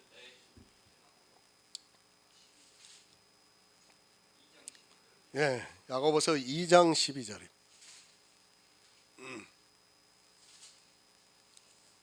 너희는 자유의 율법대로 심판받을 자처럼 말도 하고 행하기도 하라. 아멘. 참 제가 이 말씀을 보면서 이 말씀이 얼마나 강한 말씀인가를 깨달게 됐어요. 정말 이 말씀을 여러분이 가슴 깊이 새겨야 합니다. 성도는 율법에 대해서 자유해야 합니다. 이미 예수 그리스도께서 율법의 요구를 완전히 이루시고 우리에게 그것을 거저 주셨습니다. 그것을 성경에서 칭의라고 말씀하고 있습니다. 나는 의롭지 않지만 의롭다 인정해 주시는 것입니다. 이제 더 이상 율법에 대해서 말하지 마시기 바랍니다. 야고보서를 통해서 율법에 대해서 확실하게 정립을 하시기 바랍니다. 이렇게까지 말씀을 드리는데도 아직도 율법이 살아있다고 한다면 더 이상 말해보아야 무슨 소용이 있겠습니까? 진노를 받을 사람에게 더 이상 말해보아야 아무 소용이 없다는 것을 성경이 가르쳐주고 있습니다. 새 번역을 보겠습니다. 여러분은 자유를 주는 율법을 따라 앞으로 심판을 받을 각오로 말도 그렇게 하고 행동도 그렇게 하십시오. 조금 더 쉽게 번역이 되어 있죠. 그죠? 자유하시기 바랍니다. 남들이 보면 심판을 받을 사람과 같이 자유하시기 바랍니다. 율법주의자들의 눈에 보면 복음이 있는 성도는 율법을 버렸기 때문에 심판받을 자처럼 보이게 되어 있습니다. 그럴지라도 그들이 보기에는 심판을 받을 것이 분명하게 보일지라도 그럴 각오로 율법에 대해서 자유하시기 바랍니다. 행동도 그렇게 해야 합니다. 율법을 지키라고 하는 말씀이 아니라 자유하려면 율법을 안 지키는 행동을 해야 한다는 말씀. 심판을 받을 각오를 가지고 율법의 잣대로는 분명히 심판을 받을 각오로 내가 율법을 버리고 자유해야 한다고 말씀을 하고 있습니다. 그렇게 할 자신이 있습니까? 아마 이 강해를 보고도 그래 율법에 대해서 자유해야지 하면서 지식으로는 알고 있지만 그것을 교회 안에서 쉽게 행동으로 옮기는 사람은 지극히 적을 것이라 생각합니다. 아마 거의 못합니다. 이 강해를 보고 감동을 받는 사람 중에 10명 중에 한 사람이 그렇게 하면 잘하는 것이라고 저는 생각을 합니다. 그렇게 하기에는 교회가 너무 율법에 깊이 빠져 있기 때문에 거기에 정을 한다는 것이 한 개인의 힘으로는 도저히 불가능한 일입니다. 주일 지킵니다. 그것에 대해서 여러분이 자유할 수 있겠습니까? 11조에 대해서 여러분이 교회 안에서 자유할 수 있겠습니까? 이 강해를 보고 설령 깨달았다 해도 그것을 행동으로 옮기는 것은 쉽지가 않습니다. 율법주의자들에 의해 수도 없는 정죄의 심판을 받을 것입니다. 목사인 저도 복음이 든든히 서 있는 저도 그렇게 하기가 쉽지가 않습니다. 하물며 일반 교인들이 이 말씀에 성령의 감동을 준다 해도 그것을 행동으로 옮기기는 정말 어렵다는 것을 알아요. 그래서 이제 행함이 있는 믿음을 말씀하고 있습니다. 얼마나 어렵다는 것을 알고 있기 때문에 야고보서 2장에서 행함이 있는 믿음은, 행함이 없는 믿음은 죽은 믿음이라고 말씀을 하고 있습니다. 그 말씀에 대해서는 다시 말씀을 나누기로 하고 지금은 자유하는 율법에 대해서 심판을 받을 각오로 그렇게 말도 하고 행동도 하라고 지금 말씀을 하고 있습니다. 율법 안 지킬 수 있습니까? 지금 이 말씀은 그것을 우리에게 요구하고 있습니다. 율법을 지키라고 하는 말씀이 아니라 자유하는 율법을 가진 자로서 율법을 안 지킬 수 있는 행동을 할 수 있느냐는 말씀입니다. 율법을 버렸다고 하면 율법주의자 눈에는 심판을 받을 자입니다. 율법주의자들은 분명히 여러분에게 율법을 안 지키면 심판을 받을 자라고 말한다는 말씀입니다. 그 말을 듣고도 심판받을 자처럼 율법을 안 지킬 수 있느냐고 말씀을 하고 있습니다. 이 강해를 보기가 겁이 날 사람도 있을 것입니다. 차라리 처음부터 안 보았다면 좋았다고 생각하는 사람도 있을 것이라 생각을 합니다. 맞습니다. 차라리 처음부터 안 보았으면 좋았는데 이제는 성령이 여러분에게 행함이 있는 믿음을 요구하고 있습니다. 율법을 버릴 수 있느냐고, 그렇게 행동을 할 수 있느냐고 묻고 있습니다. 율법 버리시기 바랍니다. 왜 이렇게 묻고 있는가를 여러분이 바로 알아야 합니다. 이것은 생명의 관계가 되는 문제이기 때문입니다. 지켜도 되고 안 지켜도 되고 그것이 하나님을 위하는 일이라고 생각하지 마시기 바랍니다. 성경에 기록되어 있다고 해서 내가 지켜야 한다고 주장하지 마시기 바랍니다. 이 율법은 생명을 주기도 하지만 진노를 주기도 한다는 것을 잊지 마시기 바랍니다. 내 육체에 율법의 한 모양이라도 한다면 그는 분명히 율법을 범한 자가 되고 율법에 의해서 진노를 받게 될 것입니다. 할 수 있습니까? 큰 소리 치지 마시기 바랍니다. 사람의 이성으로는 절대 못합니다. 제가 그것을 몰라서 이 말씀을 하는 것이 아닙니다. 그러나 우리에게 성령이 오시면 이것을 할 수 있다고 가르쳐주고 있습니다. 이 말씀을 보고 내 안에 성령이 오셨는가 안 오셨는가를 알 수 있는 방법이 내가 심판을 받을 자처럼 그렇게 율법이 폐해졌다고 말할 수 있고 실제 율법을 안 지킬 수 있는가를 보면 알 수 있는 것입니다. 얼마나 강합니까? 사실 야고보서는 우리에게 강한 믿음을 요구하고 있습니다. 어느 성경보다도 우리에게 확실한 믿음을 요구하고 있습니다. 하지만 사람들은 이 성경을 오히려 거꾸로 해석을 해서 율법주의에 빠지게 만들고 있습니다. 이런 강한 믿음이 아니고는 여러분이 구원을 받을 수 없습니다. 야고보서가 지푸라기 복음입니까? 아닙니다. 저는 어느 복음보다 더 강하다고 강하게 복음을 말씀하고 있다고 믿고 있습니다. 그것은 어느 복음서에서도 행함이 있는 믿음을 이렇게까지 강하게 요구를 하고 있지 않습니다. 믿음에 대해서, 복음에 대해서 행하라고 가르쳐주고 있습니다. 만약 그렇게 행하지 않으면 율법에 의해서 진노를 받게 된다고 말씀을 하고 있습니다. 심판받을 자처럼 말하시기 바랍니다. 그렇게 행동하시기 바랍니다. 율법을 폐해졌다고 주장을 한다면 아마 율법주의자들은 저 사람은 분명히 하나님으로부터 심판을 받을 것이라고 말할 것입니다. 그리고 실제 행동으로 하면 행동으로 율법을 버리라고 말씀을 하고 있습니다. 만약 여러분이 그렇게 하지 못한다면 진리가 없는 자이며 구원을 받을 수 없다는 것을 알아야 합니다. 율법을 버리면 방종을 합니까? 그런 생각부터 버리시기 바랍니다. 율법이 아니더라도 우리는 얼마든지 선하고 의롭게 살아갈 수 있고, 율법이 아니더라도 교회는 든든하게 서갈 수 있다는 것을 알아야 합니다.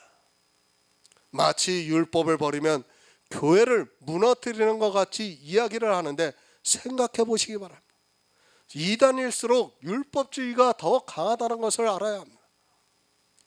저는 한 번도 방종을 주장한 적이 없습니다. 오히려 이 세상 사람들보다 더 선하고 의롭게 살아야 한다는 것을 강조하고 있습니다. 그러나 그 방법이 율법이 되어서는 안 됩니다. 갈라디아 교회에 가만히 들어온 율법주의자들로 인하여 사도 바울이 얼마나 책망을 하고 있습니까? 가만히 들어왔다는 말씀은 저가 율법주의인지 복음주의인지를 모를 정도로 가르치고 있다는 말씀입니다. 모릅니다. 일반 교인들은 그것을 분별할 수 있는 능력이 없습니다. 오히려 일반 교인들의 눈에는 율법주의자들이 더 좋게 보이고 있어서 그들에게 너무도 쉽게 미혹이 되고 있습니다. 법을 지키자고 하는데, 지키겠다고 하는데 그것이 나쁘다고 하는 사람이 나쁜 것 아닙니까? 이 세상의 기준으로는 그렇습니다. 그러나 성경의 비밀은 그 법에 의해서 망하게 된다는 것을 가르쳐주고 있습니다. 세상은 법을 지키자고 하면 좋아합니다. 그것은 이 세상 모든 사람이 사람을 사로잡고 있는 생각입니다. 법을 지키자고 하는 사람과 법이 폐기되었다고 주장하는 사람 중에 누가 좋게 보이겠습니까? 사람의 이성으로는 물어보나 마나 법을 지키자고 하는 사람이 더 옳게 판단이 됩니다. 왜 복음을 받아들이기가 힘이 드는가를 알아야 합니다. 그리고 또한 사람들이 왜 그렇게 율법주의에 쉽게 빠져들어가는가를 알아야 합니다. 성경의 비밀입니다. 믿음의 비밀을 알아야 그것을 깨닫고 율법주의에서 벗어날 수 있습니다. 모든 이 세상 사람들은 법을 잘 지키는 것을 너무도 좋아하고 있고, 사단은 그것을 아주 교묘하게 이용하고 있다는 것을 알아야 합니다. 율법은 폐지되었습니다. 폐지가 안 되었다면 여러분은 모두가 율법을 범한 자가 된다고 야고보서에서 말씀을 하고 있습니다.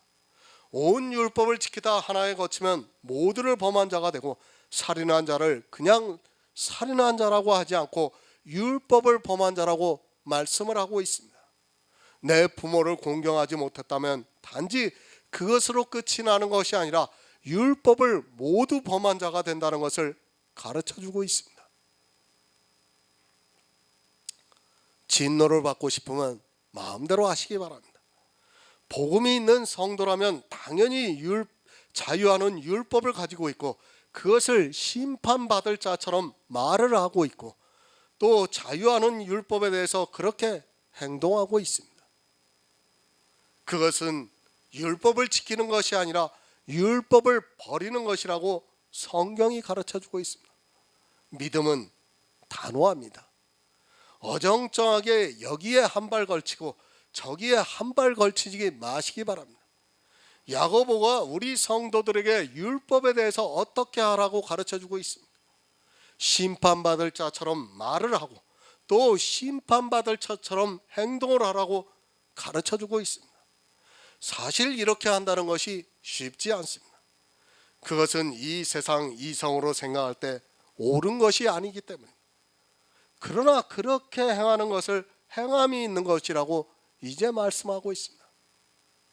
그렇죠. 우리가 율법에 대해서 정말 심판받을 자처럼 말을 하고 심판받을 자처럼 행동한다는 것이 쉬운 일입니까? 그것은 사실 성령이 오시지 않고는 불가능한 일입니다. 그렇지 않습니까? 세상 사람들은 율법을 지키는 것을 다 좋아해요. 그것을 나쁘다고 할 사람이 없어요. 그러니까 교회를 만들면 뭐부터 합니까? 교회법부터 만드는 거예요. 사람들이. 야고보서 2장 13절을 보겠습니다. 신약성경 373쪽입니다. 긍휼을 행하지 아니하는 자에게는 긍휼 없는 심판이 있으리라. 긍휼은 심판을 이기고 자랑하느니라. 아멘. 긍휼, 불쌍히 여기고 돌아보아 주는 것을 말하고 있습니다. 법은 절대로 불쌍히 여겨주지 않습니다. 그가 배가 고파서 빵을 훔쳤더라도 법은 그 대가를 반드시 치러야 합니다. 법이 있는 상태에서는 불쌍히 여기는 것을 있을 수 없습니다. 아랍의 신문을 보았습니다. 한 7살쯤 되어 보이는 남자아이가 그가 배가 고파 빵을 훔쳤다고 군인들이 타고 다니는 지프차에 그 아이의 팔을 넣고 그 위로 차가 지나가게 하는 것을 보았습니다. 율법이 성행을 하면 반드시 법대로 해야 하기 때문에 그 7살쯤 되어 보이는 아이가 배가 고파 빵을 훔쳤어도 자기들의 법대로 심판을 하고 있습니다. 있을 수 없는 일입니다. 이 신문의 사진을 보고 너무도 화가 나서 참을 수 없었습니다. 그러나 법에 매여 있는 사람들에게는 너무도 당연하다는 것을 우리가 알아야 합니다. 내가 교회 안에서 지키고 있는 단 한 가지의 율법이 나를 그렇게 만들고 있다는 것을 분명히 깨달아야 합니다. 지금은 우리가 교회법이 강하지 않기 때문에 그렇지만 저 아랍을 보시기 바랍니다. 그들은 교회법이 강하기 때문에 어떻게 합니까? 심지어는 기독교인과 결혼을 했다고 해서 집안에서 그 여자를 죽여요. 그 명예살인 아닙니까? 명예살. 우리라고 그러지 말할 법이 있습니까? 지금은 우리나라가 세상법이 강하기 때문에 그렇게 하지 않지, 만약 교회가 교회법이 강하다면 우리도 중동과 똑같이 다를 거 하나도 없다는 것을 여러분이 알아야 됩니다. 안 그럴 것 같습니까? 교회법이 강하면? 중세 시대에 왜 그랬다고 생각합니까? 교회들이 교회법이 나라법보다 강했기 때문에 교회에서 마음대로 그렇게 종교 재판을 행했던 것입니다. 지금도 마찬가지예요. 아니라고 그런 말을 하지 마시기 바랍니다. 단지 세상법이 강하기 때문에 그렇게 못하고 있을 뿐이지, 만약 교회법이 강하면 우리나라 역시 똑같이 한다는 것을 여러분이 깨달아야 합니다. 율법이 있는 곳에는 긍휼이 있을 수 없습니다. 법은 반드시 법에 따라 처벌을 하게 되어 있고 그 누구도 예외가 될 수 없다는 것을 알아야 합니다. 그가 어떤 사정이 있는가 하는 것은 전혀 고려가 되지 않고 오직 법에 의해서 반드시 응징을 하게 되어 있습니다. 내가 지키고 있는 단 한 가지의 법이 또 나를 그렇게 공격을 한다는 것을 잊어서는 안 됩니다. 마태복음 5장 7절을 보겠습니다. 신약성경 5쪽입니다.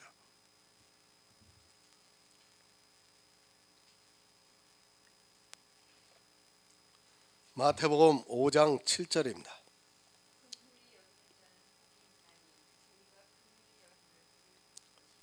아멘. 긍휼히 여기는 자는 복이 있나니 저희가 긍휼히 여김을 받을 것이라고 말씀을 하고 있습니다. 내가 하나님으로부터 긍휼히 여김을 받는다면 내 이웃을 먼저 긍휼히 여겨야 합니다. 불쌍히 여기는 마음이 없다면 나 역시도 불쌍히 여김을 받지 못하게 된다고 성경이 가르쳐주고 있습니다. 설령 우리가 하나님으로부터 긍휼히 여김을 받지 못한다 할지라도 나부터가 죄인이라는 것을 아는 사람은 똑같은 죄를 짓고 살아가고 있는 사람을 긍휼히 여길 수 있습니다. 복입니다. 내가 긍휼히 여기는 마음을 가질 수 있는 것은 하늘의 복이라는 것을 알아야 합니다. 제 인척 중에 교회 다니는 사람이 있고 또 교회 그 형제가 교회를 안 다니고 있습니다. 그런데 그 형제가 일요일 날에 결혼을 하니까 일요일 날 예배 때문에 결혼식이 다 끝이 난 다음에 참석을 하는 것을 보았습니다. 제가 예배하는 것을 소홀히 해도 된다는 것이 아닙니다.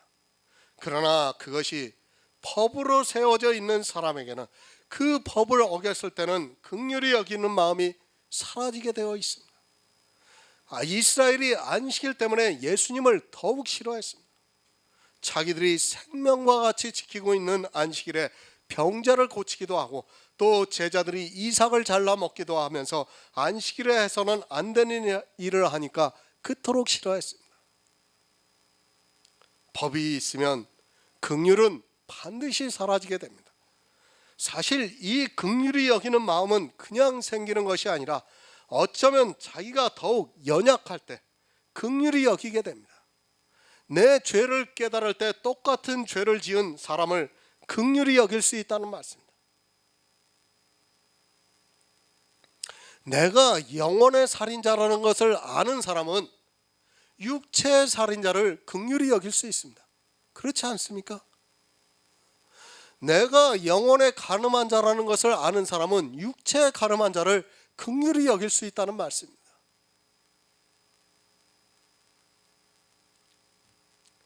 그냥 생기는 것이 아닙니다.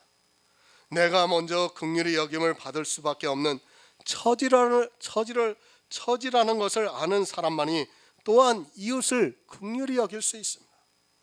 내가 율법을 범한 자라는 것을 아는 성도만이 죄를 짓고 있는 사람을 긍휼히 여길 수 있다는 말씀입니다. 내가 살인을 했습니다. 그래서 진노를 받을 수밖에 없는 처지에 있는 사람만이 또한 그런 사람을 긍휼히 여길 수 있다는 말씀입니다. 영혼을 살인한 자는 그것을 깨달았을 때 육체를 살인한 자를 불쌍히 여길 수 있습니다. 이것을 아는 것이 복입니다. 내가 긍휼히 여김을 받을 수밖에 없다는 것을 아는 것이 복입니다. 그런데 율법을 지키고 있으면 절대로 자기가 지키고 있는 율법으로 인하여 그것을 깨닫지 못하게 되어 있습니다. 그래도 나는 법을 지키고 있고 저 사람은 아예 법을 안 지키고 있으니까 마치 자기는 법을 잘 지키고 있는 자처럼 생각을 하고 있다는 말씀입니다. 율법은 사람들로 하여금 그렇게 진리를 찾는 이성을 마비시켜버리고 있습니다. 내 복입니다. 예수님께서도 복이 있다고 말씀을 하고 있습니다. 내가 긍휼히 여기는 마음이 있다는 것을 내가 율법을 범해서 진노를 받게 된다는 것을 아는 사람이라는 사실입니다. 그렇게 율법에 의해서 진노를 받을 수밖에 없는 내가 예수 그리스도의 은혜로 생명을 얻었습니다. 내가 살인한 자로서 다시 생명을 얻었다면 누구를 정죄할 수 있겠습니까? 아무도 못합니다. 이 세상에서 그가 어떤 죄를 지었어도 정말로 그를 불쌍히 여길 수밖에 없다는 말씀입니다. 나 역시도 율법을 범한 살인자인데 내가 누구를 판단할 수 있고 그렇게 잘하라고 말할 수 있겠습니까? 내가 불쌍히 여김을 받았다면 또한 그를 불쌍히 여길 수밖에 없습니다. 억지로 불쌍히 여기지 마시기 바랍니다. 성경에서 불쌍히 여기라고 하니까 그저 모양을 내려고 불쌍히 여기려고 하는 것은 악한 일입니다. 정말 내가 누구인지를 알고 나면 불쌍히 여기지 않으려고 해도 어쩔 수 없이 불쌍히 여기게 됩니다. 그렇지 않습니까? 내가 율법을 범한 살인자이고 또한 내가 율법을 범한 간음한 자인데 내가 어떻게 불쌍히 여기지 않을 수 있겠습니까? 내가 불쌍히 여김을 받았습니다. 예수 그리스도의 십자가로 말미암아 하나님으로부터 불쌍히 여김을 받은 죄인이라는 것을 먼저 가슴 절절히 깨달아야 내 이웃을 불쌍히 여길 수 있는 마음이 저절로 생기는 것입니다. 내가 그런 자인데, 그래서 불쌍히 여김을 받았는데 내 이웃을 불쌍히 여기지 않을 수 있겠습니까? 그런 사실을 알게 되면 그것을 가슴으로 받아들이게 되면 저절로 불쌍히 여기는 마음이 생긴다는 말씀입니다. 그 모양을 억지로 내려가고 하는 것이 아니라 내 마음에서 생기는 것입니다. 그러나 모릅니다. 법 아래 있는 사람은 그것을 전혀 깨닫지 못합니다. 자기가 잘하고 있고 자기가 너무도 힘들게 노력을 해서 주의를 지키고 있고 또 먹을 것을 안 입고 입을 것을 안 입으면서 11조를 내고 있는 사람이 과연 다른 사람을 이해할 수 있겠습니까? 절대 못합니다. 나도 정말 힘들었지만 그렇게 하고 있다고 생각하는 사람은 남도 그렇게 하기를 바라고 있습니다. 아까 제가 외삼촌 말씀드렸잖아요. 자기가 부모님을 모셨어요. 그러면 형이라는 사람이 당연히 고맙다는 말이라도 한번 전화를 해서 해줘야 되는데 미국에 있다고 아무 말도 안 하니까 그거 좀 너무하지 않느냐고 말하는 거예요. 왜 그런 말이 나옵니까? 내가 율법을 잘 지킨다고 생각하기 때문에 그렇게 말하는 겁니다. 내가 정말 부모를 공경하지 않았다고 생각하면 절대로 그런 말을 할 수 없어요. 그렇지 않습니까? 그러나 어떻습니까? 내가 부모를 평생 동안 공경하면서 살았다고 생각하기 때문에 그런 말이 저절로 나오는 겁니다. 시편 6편 2절을 보겠습니다. 구약성경 807쪽입니다. 구약성경 807쪽 시편 6편 2절입니다. 여호와여 내가 수척하였사오니 내게 은혜를 베푸소서. 여호와여 나의 뼈 같은 영혼이 나를 부르시소서. 아멘. 다윗의 시입니다. 참으로 가슴 절절한 고백입니다. 얼마나 자기 자신에 대해서 잘 알고 있으면 내가 수척했다고 고백을 하겠습니까? 다윗은 자기가 율법을 범한 자라는 것을 너무도 잘 알고 있습니다. 왜 이런 고백이 나올 수밖에 없는가를 알아야 합니다. 다윗은 우리아의 아내 밧세바와 간음을 했습니다. 그것도 모자라서 그녀가 아이를 가졌을 때 전쟁 중에 있는 우리아를 불러다가 숨기려 했지만 그것도 안 되니까 우리아를 전쟁에서 죽게 만들었습니다. 그는 정말로 살인한 자이고 간음한 자입니다. 그를 통해 어떻게 긍휼히 여김을 받는가를 가르쳐주고 있습니다. 그것은 실제 우리 다윗의 육체의 일이지만 영적으로 우리가 다 살인한 자고 간음한 자라는 것을 가르쳐주는 말씀입니다. 우리는 실제 다윗과 같이는 하지 않았습니다. 그러나 우리 역시 율법을 범한 자라는 것을 알아야 합니다.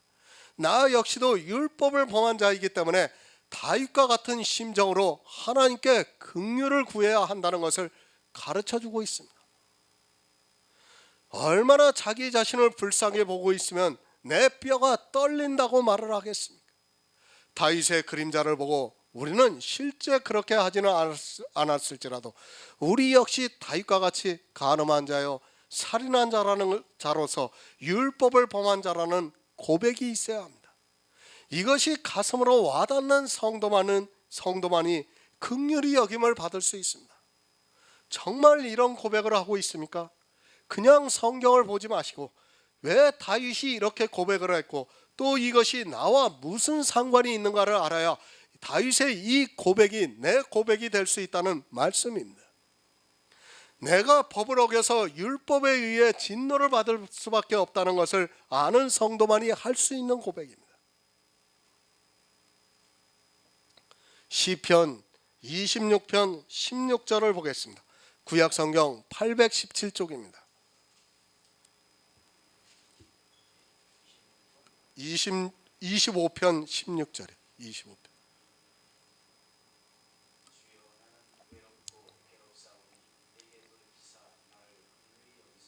아멘. 다윗이 외로운 사람입니까? 그는 왕이고 그의 형제들도 많았고 자녀가 70명이 되었고 또 그의 후비가 너무 많아서 외로울 틈이 없었던 사람입니다. 사실 다윗이 외롭다는 것은 도무지 이해가 안 되는 말이기도 합니다. 누가 다윗이 외롭다는 것을 이해할 수 있겠습니까? 그러나 그는 외로웠습니다. 생명을 사모하기 때문에 외로울 수밖에 없었습니다. 내 형제가, 내 부모가, 내 인척이 생명을 주는 것이 아닙니다. 나를 구원해 주실 분은 오직 예수 그리스도입니다. 주님이 자기에게서 떠나 있다고 생각을 하니까 지금 이 고백을 시로 표현을 하고 있습니다. 성경에서 정말 영적인 것을 분별하지 못하면 절대로 구원을 받을 수 없습니다. 이런 사람이 불쌍히 여김을 받을 수 있습니다. 율법에 대해서 자기가 어느 누구로부터 도움을 받을 수 없을 때 정말 외롭다는 것을, 그리고 괴로울 수밖에 없다는 것을 압니다. 비록 똑같은 죄를 안 지었을지라도 우리는 율법을 범한 자로서 생명에 있어서 다윗과 같다는 것을 알아야 합니다. 왜 하나님께서 다윗에게 인간으로서는 지어서는 안 되는 죄를 짓게 만들었는가를 우리가 깨달아야 합니다. 나 역시도 다르지 않습니다. 내가 다윗보다 잘나서, 아니 다윗보다 죄를 안 지을 수 있는 능력에 있어서 그런 죄를 안 짓는다고 생각하지 마시기 바랍니다. 사단이 그냥 건들지를 않아서 그렇지, 사단이 만약 나를 건들기 시작하면 다윗이 아니라 그보다 더한 죄를 질 수밖에 없다는 것을 우리가 알아야 합니다. 그런데 율법의 몇 가지를 지키다 보면 자기가 할 수 있는 것으로 자기 자신에 대해서 오해를 하게 됩니다. 시편 31편 9절을 보겠습니다. 구약성경 823쪽입니다.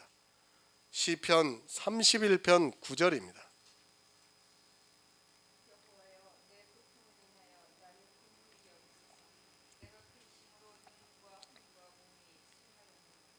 아멘.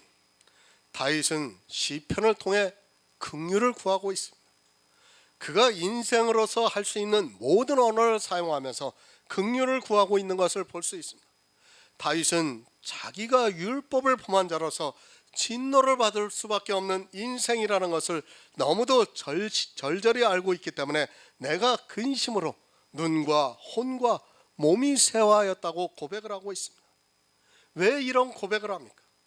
영의 생명을 구하기 위해서입니다.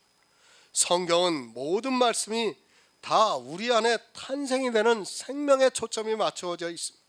그러나 사람은 성경을 보고도 생명에 대해서 생각하지 않고 있습니다. 아니 자기가 생명을 얻었다고 착각하면서 살아가고 있습니다. 영의 일입니다. 늘 말씀을 드리지만 성경은 영의 일입니다. 내 육체가 긍휼히 여김을 받기 위해서 이 시를 기록한 것이 아니라 이성이 없는 짐승과 같이 죽어야 하는 나를 예수 그리스도의 은혜로 긍휼히 여김을 받아 생명을 얻기 위해서입니다. 하나님께서는 이 시대도 이렇게 생명을 주시고자 하는 마음을 감동해 주시면서 주님께 긍휼히 여김을 받게 역사를 하고 있습니다. 긍휼히 여기는 자는 복이 있습니다.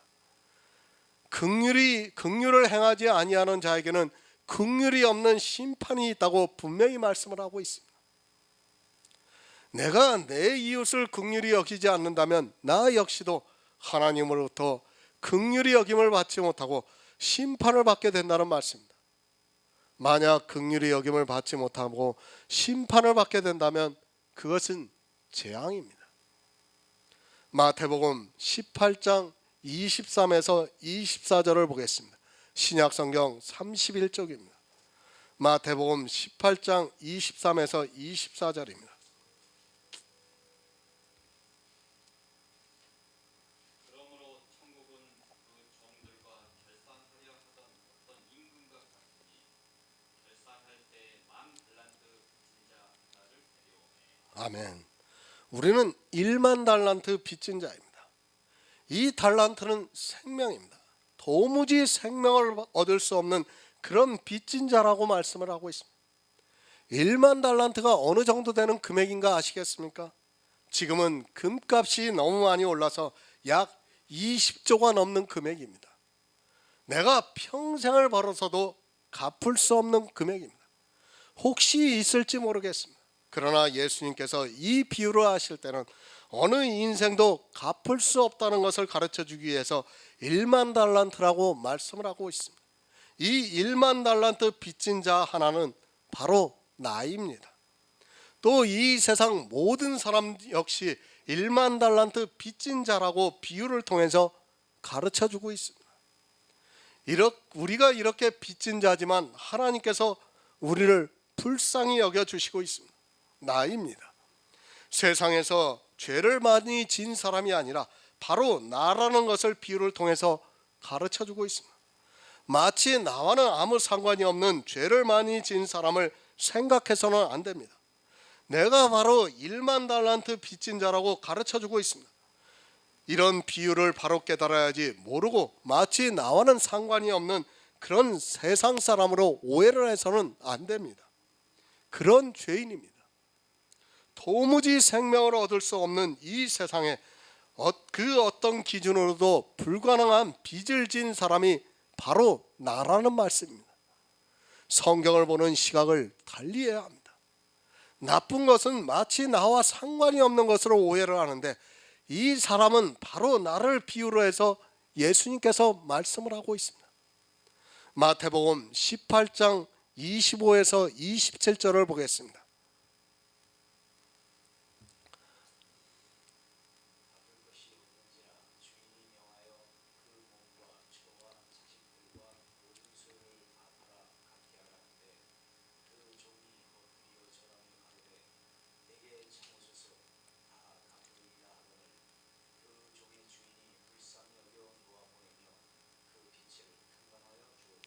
아멘. 우리는 어느 누구도 영원한 생명을 얻을 수 없습니다. 죄 빚을 진 자라서 갚을 것이 없어서 도무지 생명의 달란트를 얻을 수 없습니다. 이 1만 달란트는 바로 영생을 비유로 말씀하고 있습니다. 어느 누구도 생명을 얻을 수 없습니다. 나에게 지금 예수님께서 묻고 있습니다. 생명을 얻으라고 말씀을 하고 있습니다. 그러나 생명을 얻을 수 있는 방법이 없어서 예수님께서 우리를 위해 십자가를 지셨습니다. 그런데 이 종이 하는 말을 들어보시기 바랍니다. 생명을 얻으라고 하니까 은혜를 구하기보다는 조금만 참아달라고 하면서 다 갚겠다고 말을 하고 있습니다. 지금도 이 종과 같이 그렇게 자기가 생명을 얻겠다고 하는 사람들이 있습니다. 자기가 신앙생활을 잘하겠다고 주장을 하고 있습니다. 잘 믿겠다고 합니다. 내가 믿고 싶다고 해서 믿어지는 것입니까? 안 되는 것을 지금도 이 종과 같이 자기가 하겠다고 말을 하고 있습니다. 우리 인생은 어떤 방법으로도 영원한 생명을 얻을 수 있는 방법이 없습니다. 단 한 가지가 있다면 그것은 은혜로 거저 얻는 방법이 있습니다. 그것을 모르고 이 종과 같이 자기가 얻겠다고 주장을 하고 있습니다. 은혜로 받으려 하지 않고 자기가 잘해서 천국에 가겠다고 말하고 있습니다. 하나님은 모든 인생을 불쌍히 여겨주셨습니다. 불쌍히 여겨주셨기 때문에 그들이 구하든 구하지 않든 예수 그리스도를 보내주셔서 십자가를 지게 하셨습니다. 그러므로 말미암아 이 세상 모든 사람에게 생명을 얻을 수 있는 기회가 제공이 되었습니다. 나와는 전혀 상관이 없이 하나님께서 그것을 이루셨습니다. 우리 인생들을 불쌍히 여기셔서 예수 그리스도께서 십자가를 지셨다는 말씀입니다. 마태복음 18장 28에서 30절을 보겠습니다. 신약성경 31쪽입니다.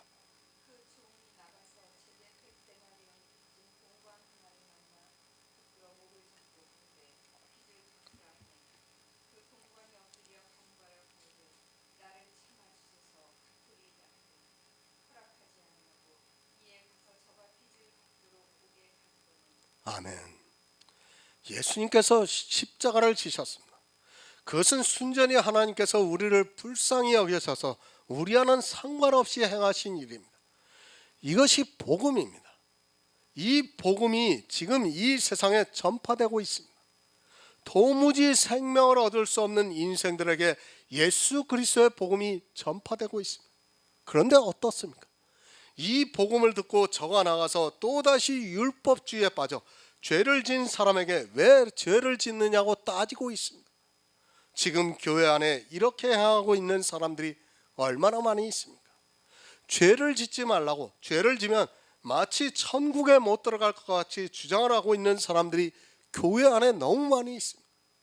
그리고 정죄에 빠뜨리고 있습니다. 옥에 가두고 있습니다. 죄를 지면 안 된다고 하면서 스스로 정죄에 빠져 옥에 갇히게 만들고 있습니다. 예수 그리스도의 복음을 듣고 나가서 은혜를 말하고 있는 교회 안에 있는 사람들이 이렇게 한다는 것을 가르쳐주고 있는 말씀입니다. 그들이 하는 행동 하나하나를 법의 잣대로 보고 왜 죄를 지면서 살아가고 있느냐고 목을 잡고 있습니다. 그리고 불쌍히 여기지를 않고 있습니다. 그가 죄를 진 것에 대해서 전혀 불쌍히 여기지 않고 오히려 왜 죄를 짓느냐고 따지고 목을 잡고 있습니다. 생명을 위협하고 있다는 말씀입니다. 예수 그리스도의 복음을 듣고 그 은혜를 안다고 하는 교회 안에 있는 사람들이 이렇게 하고 있다는 말씀입니다. 옥에 가두고 있습니까? 지옥에 가두고 있습니다. 율법을 강요하면서 왜 죄를 짓느냐고 하면서 그들이 스스로 정죄에 빠져 지옥에 들어가게 만들고 있다는 말씀입니다. 누가 이렇게 하고 있느냐 하면 바로 교회 안에서 자기들이 복음의 기쁜 소식을 들었다고 하는 사람들이 이렇게 하고 있습니다. 자기가 불쌍히 여김을 받은 것을 깨닫지 못하고 있습니다. 새 번역을 보겠습니다. 야고보서 2장 13절입니다. 심판은 자비를 베풀지 않는 사람에게는 무자비합니다. 그러나 자비는 심판을 이깁니다. 이렇게 번역이 되어 있습니다. 율법을 버리시기 바랍니다. 율법이 있는 상태에서는 이 동광과 같이 자비를 베풀 수 없다는 것을 예수님께서 비유를 통해서 가르쳐주고 있습니다. 율법의 빚을 따지고 있는 사람은 절대로 자비를 베풀 수 없습니다. 자비를 베풀지 않는 사람에게 심판은 무자비하다고 말씀을 하고 있습니다. 이렇게까지 말씀을 하고 있는데도 사람들은 성경을 모르다 보니까 율법에서 벗어나지를 못하고 있습니다. 이 말씀을 잘 이해하시기 바랍니다. 우리가 그 어떤 육적으로 자비를 베풀려고 하는 것이 아니라 우리가 자비를 베풀려면 율법을 폐해야 한다는 것을 가르쳐주고 있는 말씀. 계속해서 말씀드리지만 율법이 살아있는 상태에서는 내가 아무리 그를 불쌍히 여기고 싶어도 그것이 안 된다는 것을 알아야 합니다. 율법을 버린 사람에게는 심판이 없고 율법이 살아있는 사람에게는 심판이 무자비하게 온다는 것을 말씀을 하고 있습니다. 그러나 긍휼은 심판을 이깁니다. 이길 수 있는 방법은 율법이 없는 곳에는 범함이 없다 보니까 누군가 율법을 어겼어도 그를 긍휼히 여길 수 있고 그 긍휼히 여기는 그에게는 주님께서 긍휼히 여겨 주시겠다는 말씀입니다. 율법의 심판을 이기려면 반드시 율법을 먼저 폐해야 합니다. 그것이 바로 우리가 믿는 예수 그리스도의 십자가라는 것을 깨달아야 합니다. 오늘은 여기까지 하겠습니다.